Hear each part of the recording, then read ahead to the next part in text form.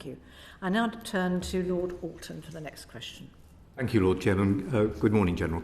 How would you define threats, and for instance, cyber, telecommunications, but threats falling below the threshold of war? What defence and security capabilities will be required to respond effectively to those kinds of challenges?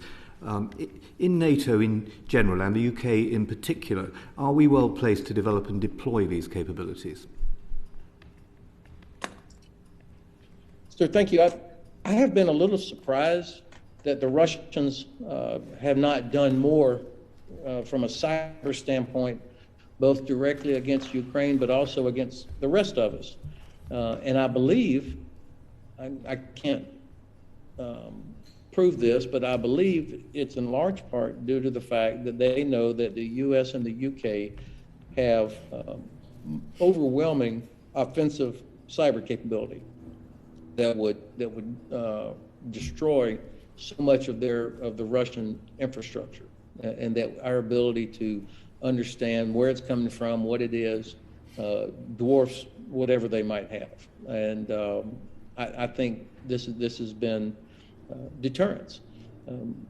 The Russians certainly have significant cyber capability, but I really do think that they have held off doing certain things because of the retaliation that would surely come.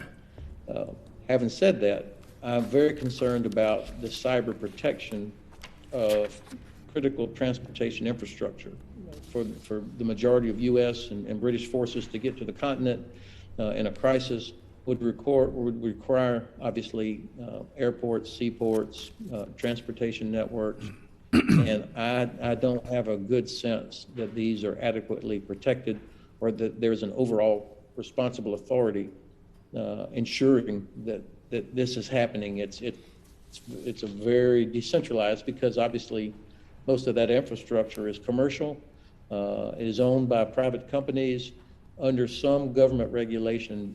But this is my biggest concern when it comes to cyber. Now, I believe that the Russians think in terms of being at war all the time. Now, I know what you mean below the threshold of war in terms of kinetic conflict, but I think from a Russian perspective, they're always at war, and then based on whatever effect they're trying to achieve, they will employ cyber, or as we're watching now, gas supplies. I actually live in Frankfurt, Germany, and everyone there is very worried that when the Russians finish this scheduled maintenance period on Nord Stream 1 here, that on July the 21st, when it's supposed to come back on, that it's not going to come back on. I mean, that is affecting, that's in the mind of every German politician and government leader.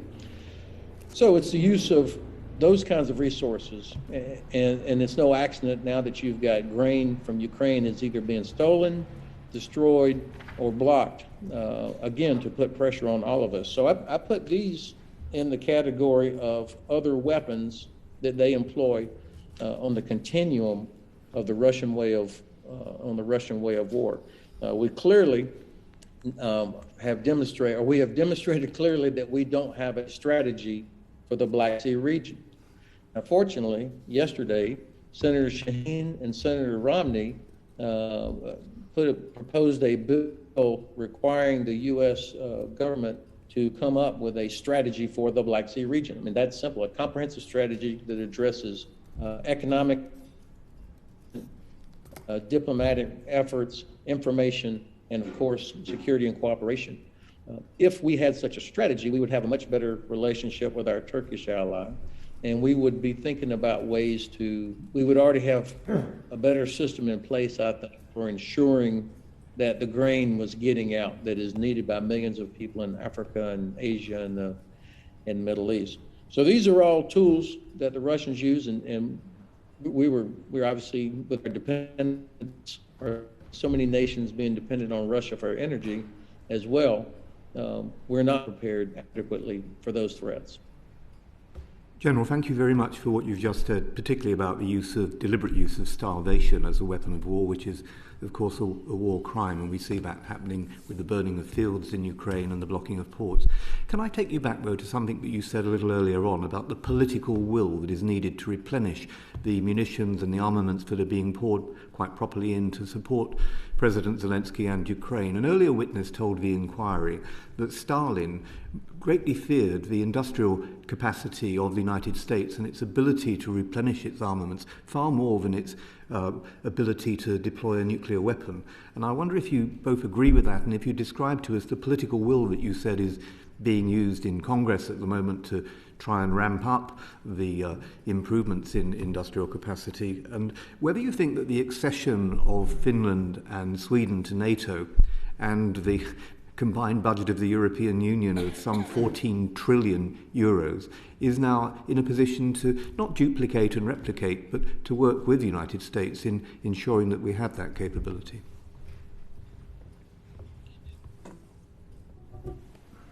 Well, sir,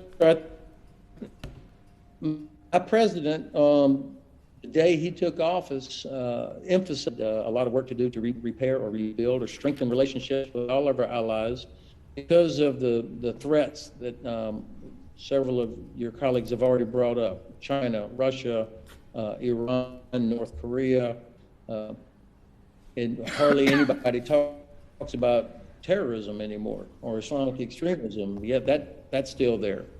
So the need for allies to work together on all things, this is so much more than just 2% of defense investment. It's capabilities, it's presence, it's intelligence sharing, information sharing, access. Obviously, we depend so much on European allies to allow us to do things in Africa, Europe, Eurasia, and the Middle East, for example. I think that the Congress, despite even in the darkest, toughest days of partisan politics and huge disagreements over the last several years and even in today, support for the alliance has been very, very strong, bipartisan. Even during the Trump administration, the actual number of U.S. troops based in Europe, not just rotational, but based, actually increased. So I think this reflects strong congressional support for defense spending and those kinds of priorities. It's not endless, of course, and I think we're going to see some of that played out here in the midterm elections coming up in November. But I can't predict that. My sense is that most people realize that American prosperity depends on European prosperity, and that depends on stability and security in Europe as well as in the Indo-Pacific region. So I don't hear much or read much here in the States that would cause me to change my mind on that. Sweden and Finland, best news I've heard all year, and hopefully all the necessary legislative bodies will approve their joining the alliance to include Turkey. With Sweden and Finland, what we get not only is a dramatic in the geometry of NATO's defense in Northern Europe and Eastern Europe because of the geography, obviously. But you get two nations that have strong liberal democratic government institutions and tendencies, societies. Some of the work that I'm doing right now looks at what Finland is doing to help educate young people on how to recognize disinformation from early age, that is kind of built into the education system, which I think is impressive. And then, of course, the military for Sweden and Finland. Finland in particular, well, the impact of 64 F-35s in Finland, in the Finnish Air Force, is going to be really significant. That will change our air and missile defense capabilities for the alliance, as well as potential for counter-offensive operations if that was ever required. Sweden will, I think, significantly improve our ability to control the Baltic Sea if that was ever required. So I see no downside to this. They will be security contributors, not consumers. I can't wait to start seeing lots of Swedish and Finnish officers in the various NATO headquarters. They are going to make our alliance a lot better. Thank you. That was a terrific reply. I'm very grateful. Indeed, thank you. And I'm now moving on to Baroness Hall. Kate. Thank you very much.